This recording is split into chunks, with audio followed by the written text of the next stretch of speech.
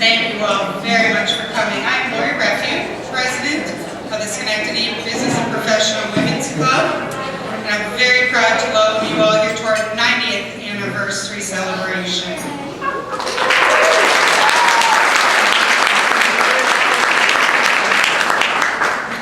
Back in May of 1927, a group of women formed this organization to fulfill one goal: women helping women. Do you think we needed help in 1927? Think of what was happening in our world. We were coming out of World War I, quickly approaching a depression, many changes in our world, much like we have today. As we go through the last 90 years, we can see a lot of history taking place, right from several world wars, civil rights movements, as well as our women's rights movements, Fair Pay Act, and the right to vote.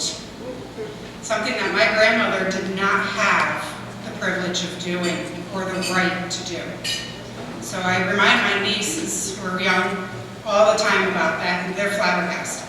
So it's very important that we continue the very important work that we have been doing for women serving women.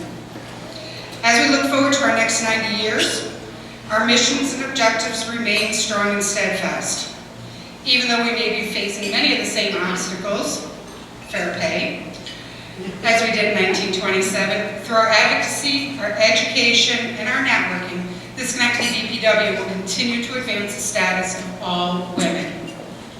So again, I welcome you this evening to enjoy and reflect on the path of our four women, and to view over our 90th anniversary memorabilia, as well as our wonderful information from Seneca Falls, which we'll get into during our program this evening. So as we start our program this evening, I would like to recognize some of our past presidents of the organization who are in attendance this evening. If you could please stand. Elena Alvarez,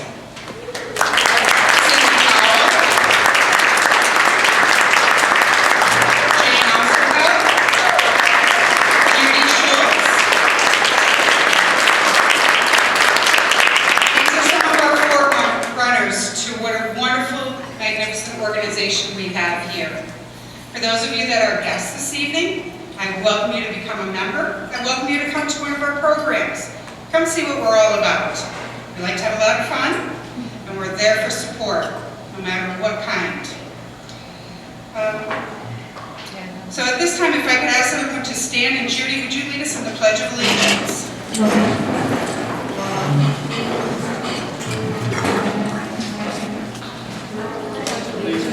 To the flag of the United States of America, and to the republic for which it stands, one nation, under God, indivisible, with liberty and justice for all.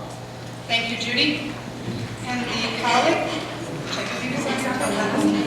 The last page of your program is our organization's colleague, the inside back cover. Jane, would you lead us in the reading of this, please?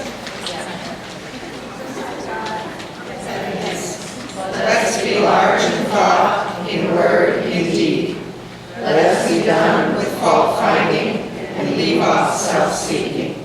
May we put away all pretense and meet each other face to face, without self-pity and without prejudice. May we never be hasty in judgment and always generous. Let us take time for all things. Make us grow calm, serene, and gentle. Teach us to bring into action our better impulses, straightforward and unafraid. Grant that we may realize that this is the little things that create differences, that in the big things of life we are at one. And may we strive to touch and to know the great God in our hearts. And oh Lord God, let us forget not to be kind. Thank you. If you could please remain standing for our invocation. Susan, you want to see? Please be seated.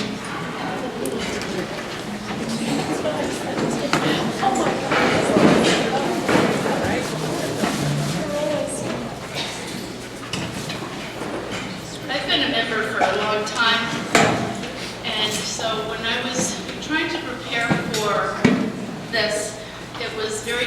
to keep it short, so you just have to bear with me. I wrote this thinking about what made you different, referring to our first president. What made you different, Jesse Lee Hall, Laura Hutchins, and the first president, Ella McGill Talbert? It's that you were special. No one could accomplish this task alone. Task? The task. You gathered together a group of women to form the Schenectady Business and Professional Women's Club in 1927. To run the course of time, 90 years. Amazing. To continue during the Great Depression, 1929 to 39, followed by World War II, which we also had already referenced by Lori, 1939 to 45. From luncheon meetings to dinner meetings held monthly at the Van Curler Hotel with guests including Eleanor Roosevelt. They maintained an extensive civic involvement while past presidents fostered membership growth that developed committee chairs and reporting on such important topics as how are we going to grow, for growth and development, for individual personal development, foundation, objective, publicity, and health. Under the tenure of Charlotte George Lors, Elizabeth Grogan Hall, and Lillian Applegarth, who I had the privilege of knowing, she had been president from 47 to 49. I had the honor of knowing her in my early years as a member of BPW, but her later years of trying to attend a monthly meeting. Geraldine Burr, been president twice, 1951 to 53, 55 to 57. Although that tenure I wouldn't have known her as president. However, I did know her as my school nurse in house school and can still have a memory of what she looked like from my childhood. Geraldine Hershkin, president from 64 to 66, known as Bernie, and Ray Foster, 1966 to 68, both still active in the 1980s when I joined BPW. You may have heard names of past presidents like Kay Kaiser, Coretta Hadley, Ruth Harlow, age 2. Ruth was also known for her work at the Girls Club, now Girls Inc. Donna Laura, Jean Smith, the leadership of Joan Egan, Kay Raycroft, whose hard work and dedication to BPW membership had our club grow in excess of 120 members. And she became a New York State BPW president for all of New York State. Continuing with Betsy Forkas, Sue Nadler, Judy Schultz, Dr. Elena Alvarez, and the incomparable Jane Osterhout, devoted hours of their life to the public awareness of our Helping Women programs, the IDP of the Individual Development Program, pay equity, Social Security, legislative issues, including Jane and members walking, you heard me, walking from Schenectady to the Capitol building in Albany.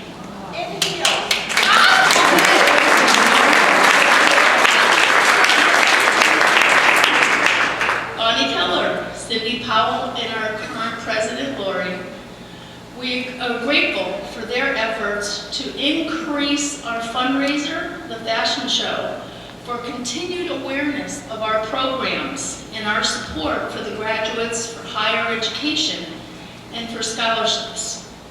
Wow, 90 years of women helping women is pretty darn amazing. What made our past presidents different? They had a vision. They saw the need to continue this amazing story. an exciting story of growth and development for business and professional women with a unique strength. The difference is what we celebrate today. 90 years of a big heart for the women in our beloved community, putting their efforts and thoughts forward to improve the lives of the women in need in our community. So, hats off to each and every one of you who helped us achieve 90 years. And most importantly, we thank our presidents, but we thank those who support our presidents. Thank you.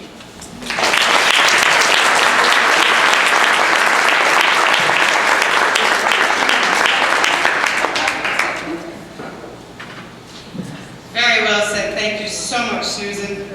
So 90 years in under 2 minutes. Not bad, huh? There are a couple of guests this evening I would like to recognize. We have Assemblyman Phil Steck from the 110th Assembly District. Sam Torrey, District Office Manager for Assemblyman Mary Beth Walsh, 112th Assembly District. I don't know if she was able to sneak in. Cora Schroeder, District Coordinator for Congressman Paul Tonko. Give her a round of applause. At this time, I would like to ask Kelly Owens, Director of Women's Affairs from Governor Cuomo's office. She has a proclamation she'd like to give, and due to other prior commitments, she does need to get on the road. So we would like to have Kelly come on up. Yes. I believe it's up there. It's up there. It's on top. It says Excelsior on the blue. I buried it. Hello, everybody. I just want to do a little bit before, and I actually am not going to read the proclamation, it's very long, but you can have it and see it. So I'm the Director of Women's Affairs for the Governor. I've been with the Governor about 3 weeks. But just to let you know, and I would really love to sit down and talk with you all about what this position means for the governor. It was a position that they had in the Constituent Affairs Division. It's been elevated. I oversee both policy and constituent affairs in regards to women's affairs across the state of New York. One of the things that the governor has tasked me with to do very, very quickly is to sit down with women's organizations across the state and talk about what the next iteration of a women's agenda looks like in the state of New York. So I would love to come back, sit down and talk with everybody about what are women facing in the capital region around, you name it, let's talk about it. I just did one out in Buffalo and had 30 women, and they talked to me for about 3 hours. And I'm going back and we're going to talk about policy. So I'd love to do that here. We also have pay equity hearings that are coming up. I know that that's on your agenda. We would love, I'll make sure that you guys get information about the pay equity hearing that will probably be here in the Capital District. That will be, the Lieutenant Governor will be handling those. Also, and I know you'll probably get into this later, it's women's suffrage centennial. And if you are having events around women's suffrage, we would love to be part of those. And if you want us to put one together with you, we would love to do that as well. So I'm here as a resource to all of you. I'll leave cards on the back table, and please call me anytime with anything. I'm here to make sure that women's issues and women's agenda is formed in the state of New York. So thank you all for having me. I have to run because I'm from Utica, and my daughter forgot to tell me it's induction ceremony night. So I am headed out to hear her give a speech. So please forgive me for running out the door, but I'm here, and here's your proclamation. Thank you.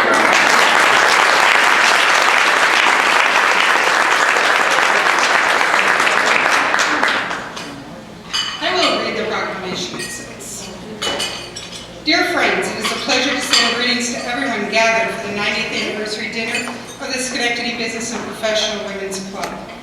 Since 1927, the Schenectady Business and Professional Women's Club has promoted the advancement of women and been a tireless advocate for achieving equity in the workplace.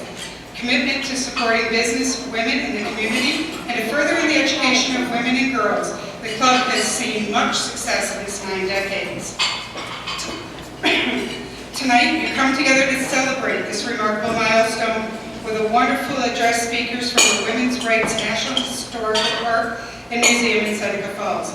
I commend everyone affiliated with the club for your generously sharing their knowledge and expertise, and for the continued efforts in showcasing the accomplishments and contributions of women in Schenectady County. With warmest regards and best wishes for an enjoyable evening, sincerely, Andrew M. Cuomo, Governor of New York State. I welcome the Central State. I know salads are being served, so please eat. And we're going to move this along to Robin.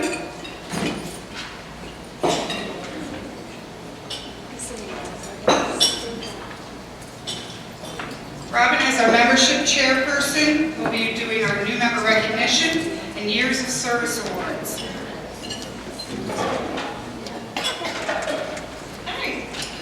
One of the greatest joys of BPW activity is the induction of new members. At this meeting, we have the honor of welcoming 6 new members into the Fellowship of Schenectady Business and Professional Women's Club. These members have joined our club since our last induction ceremony held in May of 2016. Will the new members please come forward as their names are called? Harleen Andrus, Carol Bull, Valerie Kirker, Jacqueline Schaefer, Mary Sider, and Kathleen Toombs. Ladies, want to stand up here?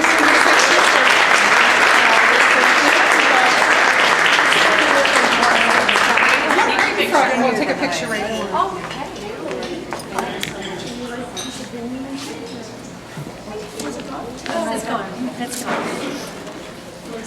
Okay, ladies, get together. Come on, all new members. Oh, don't you all look beautiful?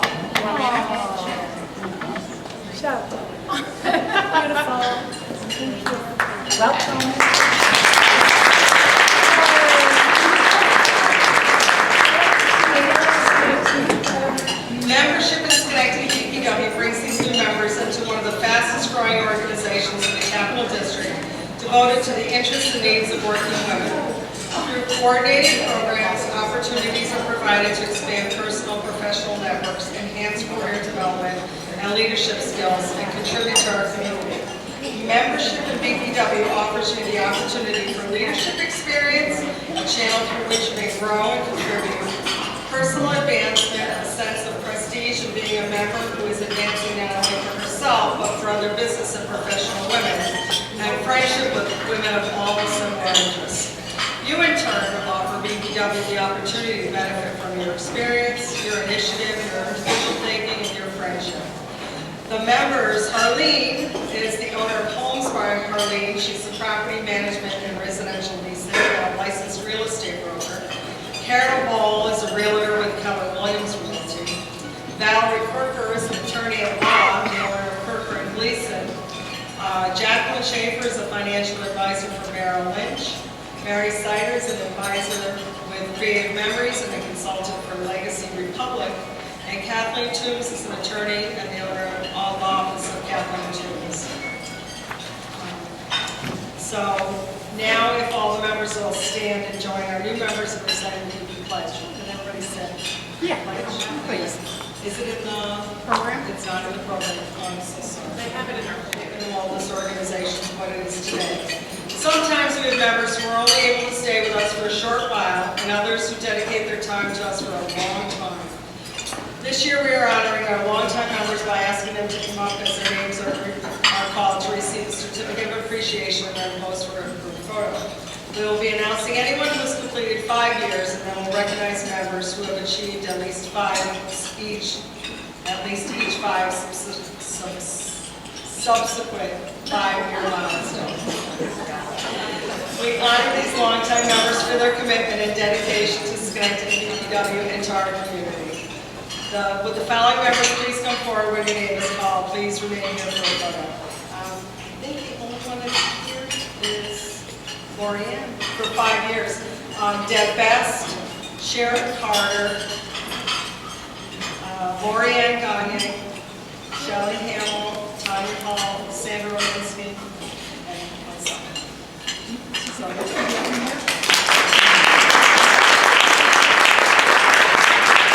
these are members who have achieved the next milestone and beyond. Would these members please stand at your chairs and be recognized when your name is called?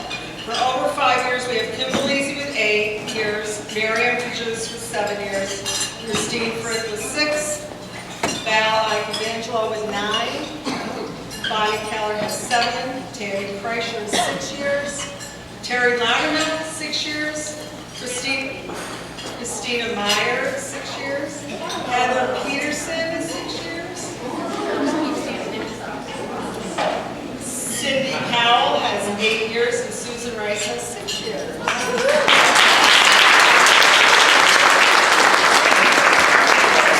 For our 10-year mark, we have Dr. Elena Alvarez, has 12 years. Over 15 years, we have Miss Linda Wall. She has 16 years. Marilyn Sable has 16 years. Sister Stella Dillon has 16 years. Jay Osterhout has 18 years. And now we have over 25 years. Judy Schultz has 22 years. Annika Bull has 29 years. Susan Daly has 32 years.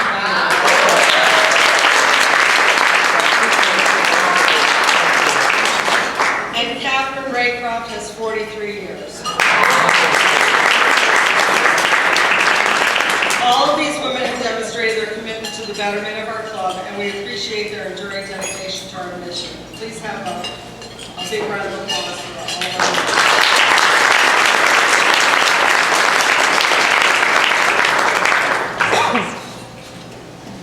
massaging things that allow women, young girls, people, men and women, to move forward in life and feel strong and be strong. So collected here today is a wonderful assembly of women. And thank you, men, for being our colleagues. It makes it easier. But in all sincerity, thank you. And I'm here on behalf of the congressman who knows about you, who talks about you.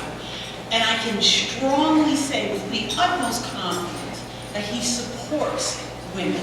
He supports what we need. He does not support the push-pull that we are receiving right now over down the road by the Potomac. We don't really need to get into specifics. But I can honestly say, being a woman, it is an absolute honor to work for a man who represents not only his district, but puts that touch that is needed for us women. So before I end, I am going to present you with this proclamation. We haven't figured out how to put them in a frame yet. I just want to, I don't care what it says, I just want to. We can go back a long way. So, on behalf of Congressman Tonko, here's a proclamation congratulating you for 90 years.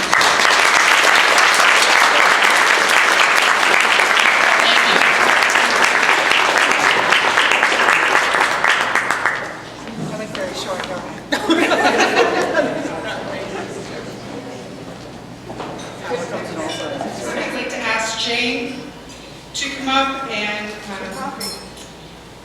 Janet Cleese's husband. We do have a special. Do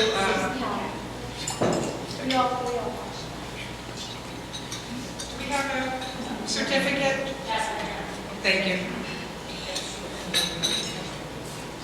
One of the things when I became president last year, I I really looked at our roster and said, oh, I know her, and I know her, and I know her, and I've worked on a committee with this person, and then named Janet Calise came along. And it was somebody that, I've seen, she's been at functions, she's helped out, she was always our go-to person, but I really didn't know her. And my thing that year was to get to know Janet Calise. Unfortunately, she passed before I had that opportunity. And I've kind of made it a little bit of a personal dedication to Janet to get to know our members as they join. I'm not going to wait. Oh, I'll talk to her next time. I'll talk to her next. Really want to get to know people. And I'm not going to let that opportunity slip by again. So in honor of Janet, we have established the Janet Calise Memorial Scholarship for the 2018-19 graduating class.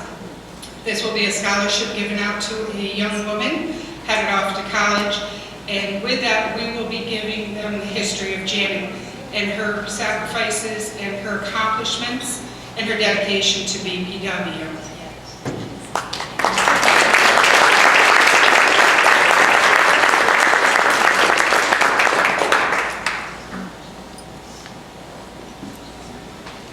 If you'll accept the award as Janet's husband.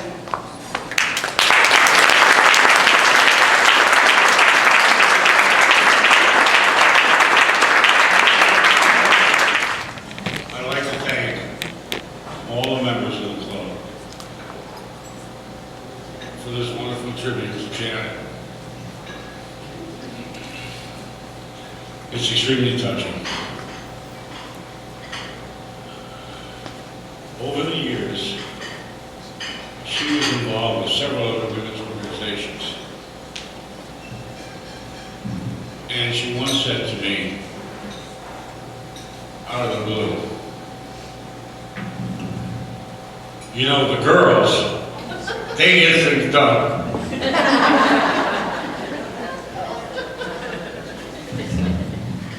She liked to get things done. And that was one of the reasons she was a member of this club. And that is a major reason why this club is thriving after 90 years. 9 decades. That is a tremendous tribute to all of you to carry forward the tradition, the vision, the doing good, and getting things done. I know it makes all of you proud, just like this heartwarming honor makes our family and me very proud. Thank you. We have recently elected some new officers. Some of us are staying on another year. And Heather Peterson, if you would step forward and take the honors for me.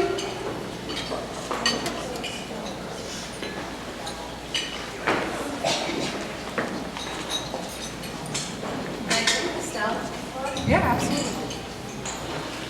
I want to thank everybody. You've been so attentive, and it's been a wonderful program, and we've been soaking up every moment of it. So thank you for your patience, and we're really looking forward to our speaker coming up. But you don't have a club for 90 years by not following the rules of having an honest-to-goodness club where we respect rules of the club. So what we would like to do is just induct our new officers and directors. But before we install our new officers, I would like to recognize and thank the current board who has volunteered their time. Please stand and be recognized, our current board.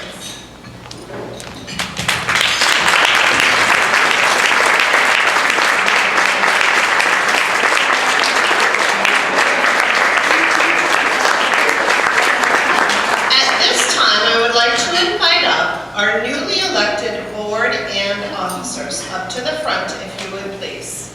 So we have Elena and Jane and Dee. And Nadine.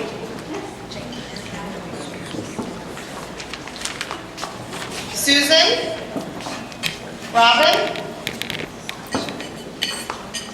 Lorianne, and Lori. Yep, Jane Trim. Come on up. Oh, I'm sorry, Jane Trim. You're on the board though, honey. So, okay. Elena, Jane and Dee. Where's Dee? You're my board. Okay. Right there. Ladies, as directors of BPW, you are charged with 3 primary legal duties, which are duty of care, duty of loyalty, and duty of obedience. You steer us toward a sustainable future by making sure our mission is kept close and our resources are sufficient for that mission. We thank you for your service this year. Val, would you please present the roses? Nadine, will you please stand here? Nadine, as recording secretary of BPW, you are our very own scroll. We rely upon you to keep an accurate record of our business, the achievements, and our activities. What you write will serve as a reference to us now and a history to us later. We thank you for your service, Nadine.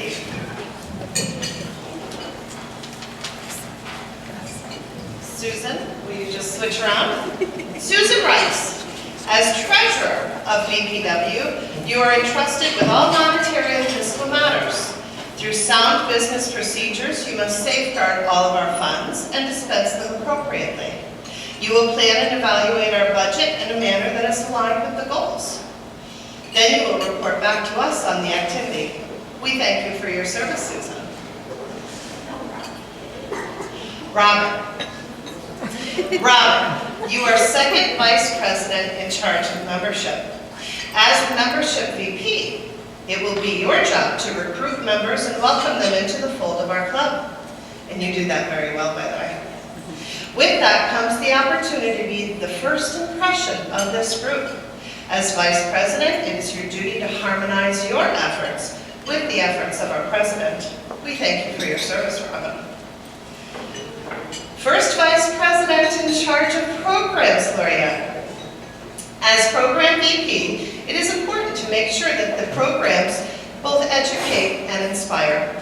You are also called upon to give your wisdom and experience to our president and work faithfully with her in carrying out our organization's values and ideals. We thank you for your service. Lori. Lori, as president, you will continue the role as our leader. As in any leadership role, it will be your job to give direction to your officers and chair people, to delegate duties, to encourage participation, and to inspire fresh ideas to keep our vision in line with our mission. You are the representative and embodiment of business and professional women in our community. We thank you for your service. I ask all directors and officers, if you are willing to accept this charge, please answer, I will. It is my pleasure to declare to you duly installed members for the 2017-2018 year at Schenectady Business and Professional Women's Club. Congratulations.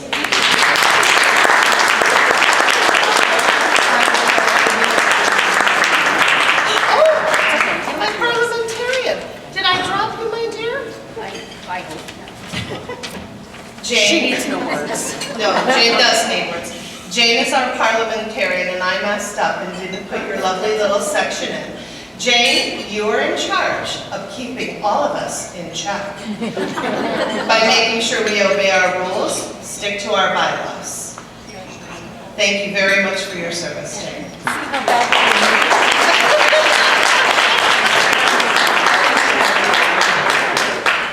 Can I have the microphone? Oh. So you stand there.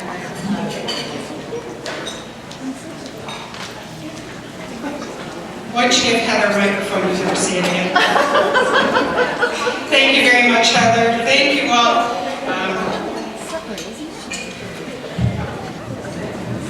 As president, it does not start with me, stop with me or it's all about me. It is about everyone in this room.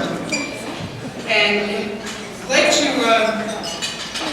recognize some of our past Women of the Year who are here this evening. For those of you who are not familiar, our Women of the Year Awards is given out at our fashion show.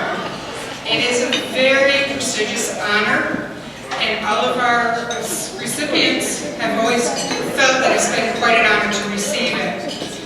So past women in attendance here tonight, if you would stand when I call your name: Susan Daly, Jane Espino, Carolyn Stable, Judy Schultz, Lisa Palazzo, Oscarina Ferry.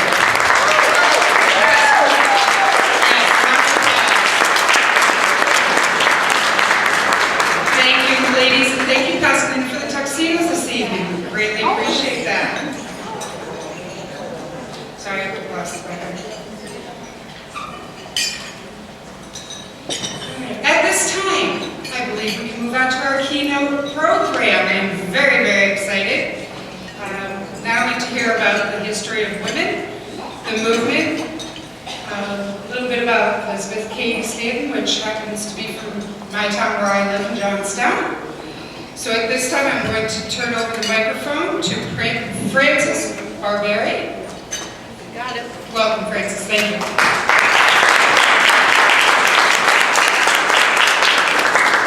Thank you very much, and I appreciate being invited. And I'm probably the most irreverent speaker you ever had. So, really, because well-behaved women never make history. Well, because of all the assemblymen and senators that were here, I have to tell you, I had the best senator in the whole world from our district, and that's Michael DeZolio, who retired in January. And I say that because we went to school together and we each know each other's secrets. And he had far more than I did. But anyway, Brian Cope is our assemblyman. A little bit about myself. I was born and raised in Seneca Falls. My father was first generation Italian, born in Seneca Falls. And, well, you say you can move because we can really move in Seneca Falls. In 1890, there were no Italians in Seneca Falls. By 1960 census, 63% of the population claimed Italian heritage. When I was growing up, I thought everybody was Catholic and everybody was Italian. And those who weren't just wanted to be. And my father used to, when we went to church, my father would say, every time we got a new pastor, my father would say, how come we never had an Italian pastor? And they were usually Irish out of Rochester, and they would say, Italians don't make good priests. Make good mafia, but no good priests. Okay. But anyway, and growing up, my mother was American. She was German-Irish. So we had World War II a lot, if the stupid Germans hadn't attacked or, you know, and they would go over and over. But I never felt Italian. And then I went, and I used to try everything in my life to be Italian. You know, I would wear earrings and bandanas and a lot of gold, still do. But anyway, and when I went to Europe for college, every country I went to would talk to me in that language and think I was that nationality. Somebody in Greece asked me what time it was. I said, no, you know Greek? I said, no, I'm American. And Italy was the only country nobody ever thought it was Italian. But anyway, so I traveled a lot, and my sister, who is with me tonight, we still do. If I can get there, I'll go. And but I came home because I wanted to. I had lived in Washington, D.C. for many years, worked there after my degree, and I came home and I applied for a job at the museum in the 1980s. I was hired as education director, and I've been there for almost 30 years. Next year will be 30 years. And I tell every time, but I will tell you honestly, there has not been a better profession for someone in my whole life. I have met more people. I've worked with more people. met politicians to Ken Burns. I worked with him for 2 years on Not For Ourselves Alone, this book. And, just I met, my biggest faux pas probably was one day I got a phone call, and it was Jeopardy. And Jeopardy is my favorite program in the whole world. And I thought, how did they know I'm that good? I never knew. They called. And that's what I told them on the phone. I said, how did you know I was that good? She said, honey, we're calling to ask you a question. I said, you're not asking me to be a contestant? And they said, no. And I said, oh, geez. But she gave me a name. She said, if I ever, but that was, and it was but Seneca Falls is an interesting place. Growing up, it was probably the safest. To this day, I leave my keys in the car when I'm at the museum. I can only hope somebody will steal it and I'll leave it. 9 times out of 10, our house is never locked, but I won't tell you where I live. I still live on the same farm. My father purchased in 1939. He bought a 100-acre farm, a Federal-style brick, and we've lived there continuously to now. I've lived other places, but I'm home now. And our life occupation is taking in rescue animals. So don't applaud me. You have to applaud my sister Debbie, because God love my sister Debbie's a nurse, and we have horses, we have mini ponies, we have alpacas, we have goats, and if you ever come to Seneca Falls for its wonderful life, you'll see our goat in the parade. Because Frank Capra, for those who don't know, Capra means goat. And in every one of his movies, you will find a goat. And so we march our goat, Rudy, in the parade.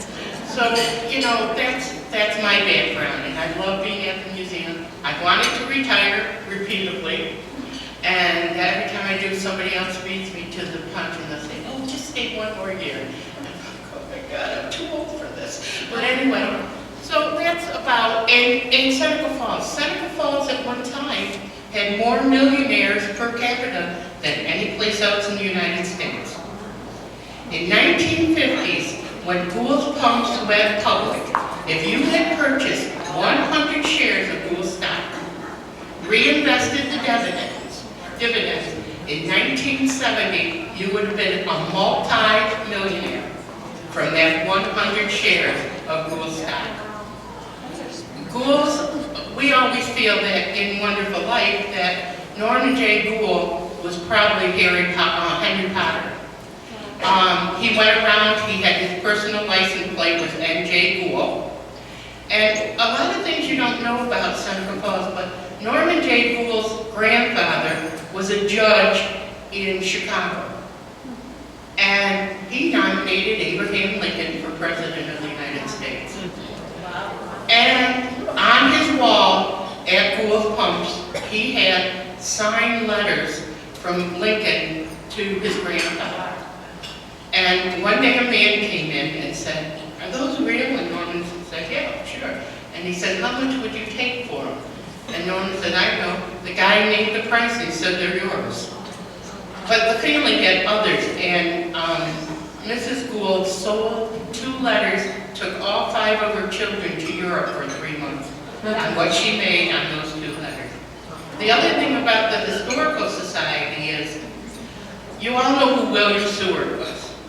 You probably more know him as Secretary of State under Lincoln. But you know he was governor of New York State? And he lived in Auburn, New York.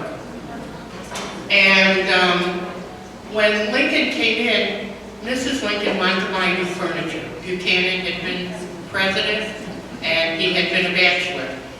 And because she was from the South in the Civil War, they didn't have much luck. Finally, Lincoln couldn't take it anymore. He said, go ahead. And she gave all the old sets away as gifts.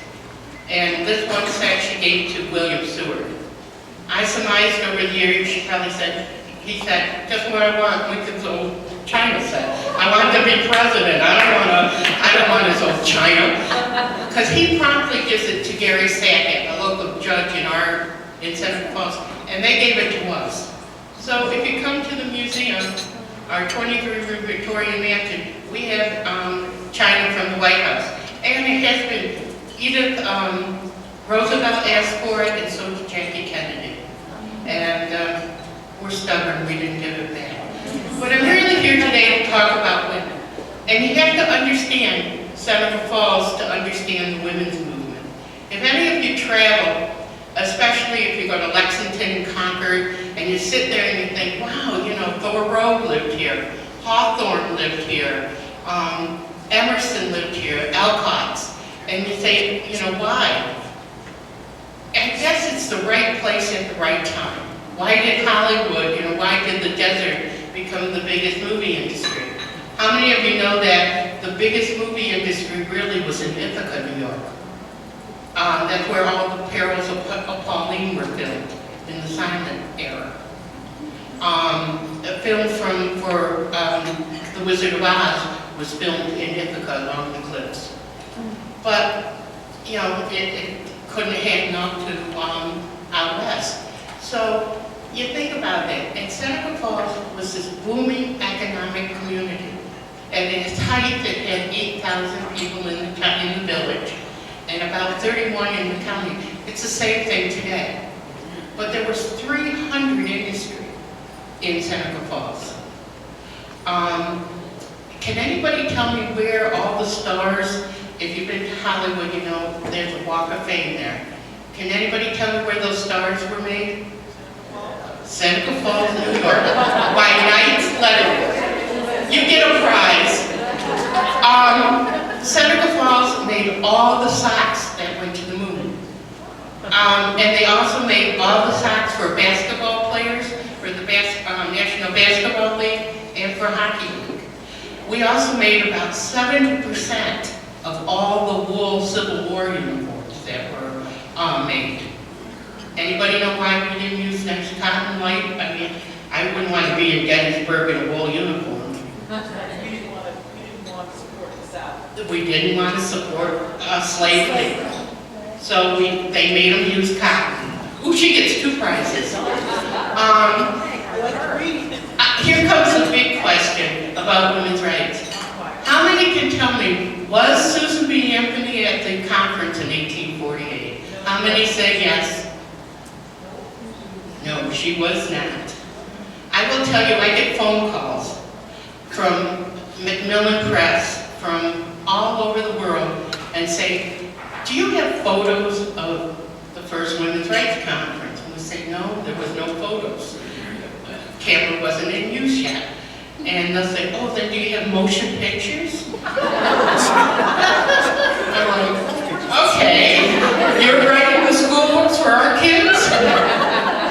But Seneca Falls was a perfect place. All in the 1800s, industry was booming, as I told you. We made everything and anything you could want. We made ivory buttons, but not out of ivory. They were environmentally good even before it was important. They were a Brazilian nut that they used and made them look like ivory buttons. We made blocks, we made toys, we made rulers, we made an automobile, the Iroquois. We were the steam fire engine capital of the world at one time. We made Silsby steam engines that shipped all over the world. And Mr. Silsby went to the town and said, look that road needs to be paved. Every time I bring my nice shiny fire engines out, they're filthy. And the guy said, the town said, too bad, pave it. He said, fine. He sold out to La France, and they moved to Elmira and become American La France. So Seneca Falls had a lot of money and and growing up, you felt that, you knew that. Nobody had Porsches or Mercedes, but boy, if they had a Buick, you knew they had something in their family. And, you know, we had a huge, as I told you, Italian population. So the women's history was never big. It was never big till the park came. And of course, when the park came in, it cost $8 million. And I can remember all the men at the clubs going, oh my God, what they spending $8 million on women for, you know? And it was the truth, but I got some slides to show you, and you know, all traffic went through Seneca Falls at one point. The railroads, which took over for the canals, and it's because railroads didn't have to wait for snow, they could go through it. So everything came through, and ghouls at one time made everything. They made your irons, your bells, clotheslines. To this day, I get phone calls from all over. They have a church bell in England that was made by ghouls' pumps. My favorite is 2 or 3 times they found ships at the bottom of Lake Michigan, and they have a ghoul's bell on it, and they want to know something about it. And of course, ghouls' pumps. I bet everyone in this room at some time had a ghouls' pump in their house, because it was just the best there were. So anyway, Elizabeth Cady Stanton was, of course, born in Johnstown, but she had the good sense to move to Seneca Falls. She was a different type of person. She did not have the standard bringing up that most young girls did. She went to a boys' academy. She learned Greek. She learned different Latin. When her brother died, poor Mr. Caddy didn't have much luck with boys. When her brother died, she crawled up on her dad's lap to try to, you know, give him some comfort. And all he could say to her, oh, Liz, if only you were a boy. If only, and coming from a family of 5 girls, my father loved us dearly. But gosh, if we had only been boys, you know? He could use us better on the farm or something, but if we had just been boys, but you never felt unloved by them. You just knew that there was something in them. And I always tell kids, you know, we think things have changed so much, but they haven't. I graduated from high school in 1969. Yes, take off your shoes and count. I'm 65. I'll be 66 in June. And anyway, there's only one college I wanted to go to. I wanted to go to the University of Notre Dame. I had the money, I had the grades, I had what's the right religion, and I wrote to them. And I have an unusual name. My name is Frances Tony, because my mother was sick and my sister got to name me, so I got named after my mother and my father. And they wrote back and said, you didn't send a photo. And I thought, And so when I sent the photo, they sent me a nice letter back and said, sorry, Miss Barberry, we do not accept women at this time.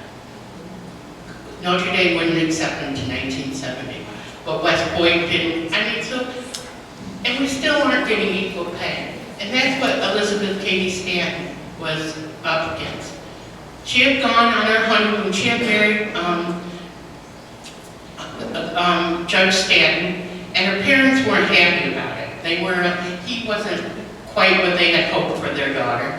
He took her to London for a conference, for an abolitionist conference, and she met Lucretia Mott. Lucretia Mott was supposed to speak, but instead, they wouldn't let women on the floor. Did any of you watch Victoria on PBS? They show the Prince William, I can't think of his name, Albert, going to the abolitionist conference, sitting next to Lucretia Mott, which is totally wrong. But I like to go with Kelly, but they won't listen to me. Seneca Falls, this is one of the earliest photos of Seneca Falls. It's a woodcut in about 1820. Seneca Falls had the longest bridge in the Western Hemisphere at one time. It went from Cuba, the town of Cuba, across to Seneca Falls. It was a little over a mile wooden bridge, and quite revolutionary. Elizabeth Cady Stanton, one of the youngest photos of her. After they lived in Boston, and Boston had paved streets, street lamps, and so forth. If anybody goes to Boston, you know they still have the gas lamps in certain sections. Came to Seneca Falls. Now I'll tell you why she came to Seneca Falls, but I bet She came to Seneca Falls because she was hot for her brother-in-law. And so she moved back to, because her brother-in-law and her sister had come to Seneca Falls, and she wanted to go. So her father bought her a home on 32 Washington Street, and she came to Seneca Falls. There she is with her daughter, and these are all photos out of our collection. I mean, Ken Burns, as I say, worked for 2 years for us, with us, because of the wealth of photos we had. Here she is with her daughter Nora and her granddaughter. And I have to tell you a cute story about the daughter. She went to college and became a civil engineer. Got her degree in New York City. And she wanted to go to Delmonico's to celebrate. So she goes to Delmonico's and they say, we can't let you in. You have no male escort. And she's like, wait a minute. I'm an engineer. What? So you know what she did? She sent herself a telegram. And the telegram boy came and she said, will you have dinner with me at Delmonico's? So she took the telegraph boy to dinner at Delmonico's so she could get celebrated. Amelia Bloomer lived in Seneca Falls. She was the first woman to publish a newspaper, The Lily. And the outfit you see, her cousin was in Switzerland at a sanitarium. And she wrote to her about these wonderful pants she wore. And Amelia's husband was the postmaster. And she used to have to climb ladders a lot. And men, being very helpful as men are, would hold the ladder for her. And I don't know how much you know about 1840s fashion, but women's underwear was crotchless. Well, think about it. You had to go to the bathroom and you had 20 pounds of bindings on you. I mean, I'm lucky I get my pants off today, you know, let alone all that stuff. So, I told you, I'm not reverence. So anyway, they would hold it and she was sure they could look up her skirt. So she hated it. So she published in her newspaper, Bloomers. And the reason they say, oh, there goes Amelia in her bloomers. And Elizabeth Cady Stanton did wear them. Do you know who made Elizabeth Cady Stanton stop wearing bloomers around? Her father. And even though she was married, had 7 children, he said to her, you look ridiculous and stop. And she did. And there she is, a famous drawing of her. But she lived in Seneca Falls. She'll leave Seneca Falls to go on to Indiana for a while, and then she'll end up in Iowa, where she's buried. But she lived in, and when she was married, she would not toast with wine, because she was really big into temperance, more so than the women's rights. Elizabeth, as she got older, and she moves from Seneca Falls to Tenafly, New Jersey. This is Garrett Smith, who wore the bloomers for the first time and did come to the convention. Susan B. Anthony, aren't they lovely people, aren't they? You know, really lovely. Susan B. Anthony, she was a teacher to begin with, and I'm sure I had her in first grade. I'm sure. Miss Barberry, what were you? Oh no, nothing, Mrs. A. But, and that's her sister Mary. And we had a photographer in Seneca Falls. Her name was Grace Woodworth. And she took her camera outside. And she was born and raised in Seneca Falls. I love it. Towards the end of her life, she lived in genteel poverty. I mean, if you gotta live somewhere, I'd like to live in genteel poverty. But anyway, she lived in Rochester, and it was Susan B. Anthony's 90th birthday. And she took the photos. And Susan B. dance, and you said, "Ooh, you made me look good. I don't know how to dance." And she says, "Nobody else will ever take my photos again." Of course, she was 90 years old. How many more photos is she going to take? You know, so these are glass plates we have in our collection. And that's her sister Mary. Isn't she fun too? There we are. And you're going to see this photo. There's a commercial, and if the Senate or the Assembly's still here, they didn't pay us, but there's a new commercial for women's rights, a little girl.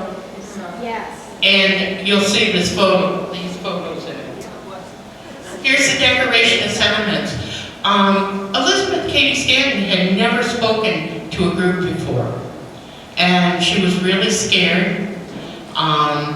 And they asked Frederick Douglass to come. And he did come to Seneca Falls, and he was sort of between James Mott and Frederick Douglass. They moderated the first convention on the Wednesday and Thursday of July. And they had sent out the notice 8 days earlier. They thought nobody would show up. And over 300 people. The roads were clogged with people coming. And it ended up 68 women and 33 men signed the Declaration of Sentiments. The only stickler, the only point that people fought over was giving women the vote. They agreed to everything else, they just didn't want to give women the vote. The plaque was put on in 1928. The building, the Wesleyan Chapel, had become a laundromat. However, this is the plaque. This is Rhoda Palmer. She was very young. She was 14 or 15. She was one of the youngest to sign the Declaration of Sentiments. And here she is, quite a bit older. This is Elizabeth Cady Stanton's house. Today it does not look like this. It's white, it's all trimmed and so forth. Regretfully, the park can make the decision, and they have very little furnishings in the house because they have decided only to put in things that actually were in the house, and that's their decision. 1928, Belva Lockwood and Belmont and Alice Paul made their trek to Seneca Falls to honor the anniversary of the first Women's Rights Convention. And here they are. Alice Paul read for the 19th Amendment on the steps of the Presbyterian Church. There is Alice Paul and Belmont. Belmont, next week you'll know her because of the races. Her husband, Belmont Park. She also had dishes made. She had thousands of dishes made that said votes for women. Would serve everybody on those dishes. Again, there's a plaque. Again, Seneca Falls. Seneca Falls has always been a place people make sure if they're into women's rights and so forth, come to and visit. 1948, they had a pageant, very Greek, but because there were so many of those other people have now arrived in town, that there were none of in 1890, they put up huge sheets all around the Trinity Church, so just everybody could Google the Grecian goddesses when they were performing. But so these are okay, and they're I always think of the Music Man. 1 Grecian urn, 2 Grecian urns, tickle, tickle, tickle. And again, the Trinity Church, if you haven't been to Seneca Falls, go. It has Tiffany windows. It has some of the most beautiful Tiffany windows in the world. I always say Episcopalians are just wealthy Catholics. They got to keep their money. But anyway, this is a pageant in 48. Stamps were issued, postmarks were issued, all sorts of commemoratives, envelopes for 48. And this is a lovely committee that put it together, who, came up with the 1948 idea and so forth. This is the lovely committee that came up with the 1998 commission. So you see, our president was the lady in yellow, Marianne Krupschak, and some of you would know her. She was the very first woman lieutenant governor under Hugh Carey. She lives in Geneva, New York. Wonderful woman. Some of the advertisement for women to keep them in the straight and narrow is this apparatus that this man has on to make his stomach come out, and women are laughing at him because they wanted us to dress like again, the Wesleyan Chapel, different programs go there. Hillary made her way back. No booze or I have to take your names down. Again, Hillary at 98. Again, there was so much paraphernalia given out and sold. And this lovely group is the last formal picture for Stanton and Anthony. Stanton and Anthony felt they were planting winter wheat, that it wasn't for them to harvest. It was going to be harvested by you and by your children and so forth. And this is the Council of Women, and this was the last formal photo. This lovely woman is Colleen Jenkins. She is the great-great-granddaughter of Elizabeth Cady Stanton. And she lives in Greenwich, Connecticut. She is just simply wonderful. And she comes to Seneca Falls all the time. She's just, I asked her why no Italian signed the Declaration of Sentiments. And she told me that we could be related. I said, I don't know, my parents are like that. Again, there she is, and she does a wonderful program for my school kids. Our Historical Society, we're a 23-room Victorian mansion. And I have to tell you, I went to Italy one time with my priest. It wasn't that fun, take my word on it. But we went to, I had nothing to confess, let me put it that way. But we went to Pompeii, and I had been before, and I showed up. Have any of you ever been to Pompeii? Okay, did you go see that house with the two men, the two gay guys? And they worship this guy with a very, Anyway, if you open a door, there's the God is there, and his little brother comes out. So I showed it to my priest, and he's like taking pictures. And I said, okay. So the guy comes over and he says, psh, psh, psh. That's the national song of Italy. And I said, yeah. And he took us to a back room where there were all these pornographic pictures from the 7th century. They were, and my priest found the guy in there taking pictures. And I'm like, oh my God, I'm going to go to hell because So the guy says to me, you know light? And I said, Ili Papa. I said, Ili Papa. And he goes, whoa. So he took me out, and Gagne came out like a half hour later. He said, so whenever he did a slide, he was going to stick in one of these porno pictures just to see if people were really listening. But we have 3 buildings on the grounds. We have a beehive. I don't know why that man's in it, but we have a clock tower. It used to be downtown Seneca Falls. And Gould's, when they tore down the building, Gould's Pumps moved it for us. This year, parades, convention days, we celebrate and so forth. We have a lot of reenactors come for Susan B. and Elizabeth and so forth. And again, the paraphernalia. They thought that once women wore the bloomers, all hell broke loose because they're killing people on the bicycles and, because they can't control themselves.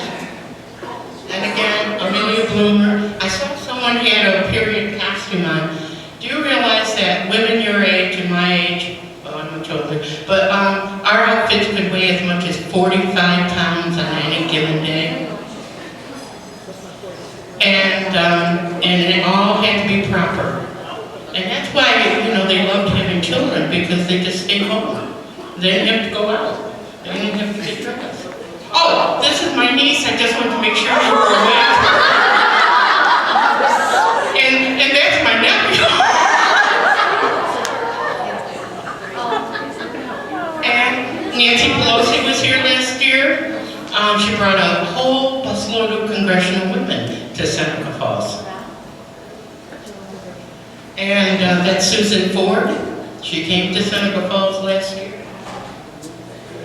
And for Wonderful Life, Jane, Zuzu, and Tommy or Jimmy Hawkins come every year to Seneca Falls to participate in things. And as the sun sets over the Pacific, you can ask me questions, but I promise I won't bore you any longer.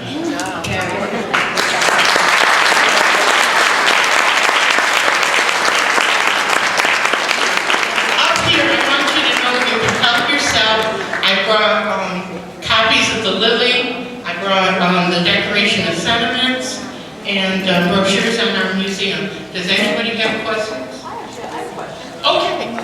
Is it true, and maybe I was reading the wrong book, or I was at Pompeii, as the former Robert's material, but is it true that Susan B. Anthony and Steiner, they had some of a falling out? They had a fight about where they wanted the movement to go. Right. They met actually in 1851, and I have, and it's very interesting, you should come and look at it. It's a prototype of the statue. And this is one of the first statues, ladies and gentlemen, that's not to a saint or to a sinner. And of women, because think about it, usually they're saints or sinners. And I have one of the glass plates, or the photos from the glass plates up here. They had a huge fight, but they, you know, Susan B. Anthony didn't like Elizabeth Cady Stanton having so many children. Yeah, she said, stop it, I need you. And what it was is, Susan B. Anthony did the writing, and Elizabeth Cady Stanton did the writing. Susan B. Anthony delivered it. So Elizabeth Cady Stanton made the bolt, the lightning bolt, and Susan delivered them. Okay. I have to tell you, I was at Disneyland